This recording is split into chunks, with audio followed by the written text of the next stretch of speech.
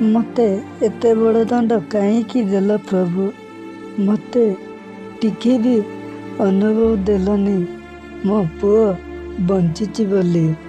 ଆଜି ମୋତେ ଏତେ ବର୍ଷ ପରେ ମୋ ପୁଅ ମୋତେ ମାଆ ବୋଲି ଡାକୁଥିଲା। ମୁଁ ତାକୁ ଚିହ୍ନି ପାରିଲିନି କେମିତି? ମୋ ନିଜ ରକ୍ତର ଛୁଆ ମୋ ପୁଅ ମୋ ସାମ୍ନାରେ ଠିଆ ହୋଇ ମୋତେ ମାଆ ଡାକିଲା, ହେଲେ ମୁଁ ଛାତିକି ଆଣିପାରିଲିନି କେମିତି? ତାରିଣୀ କହୁଛନ୍ତି। ନାଇଁ ବଡ଼ ମା, ପ୍ଲିଜ୍ ପ୍ଲିଜ୍ ଆପଣ ଏମିତି କୁହନ୍ତୁନି, ସବୁକିଛି ଠିକ୍ ହେଇଯିବ। ନାଇଁ ତାରିଣୀ, ଆଉ କିଛି ବି ଠିକ୍ ହବନି। ମୋତେ ତ ଲାଗୁଛି ମୋ ଭାଗ୍ୟରେ ଆଉ କି ଖୁସି ନାହିଁ।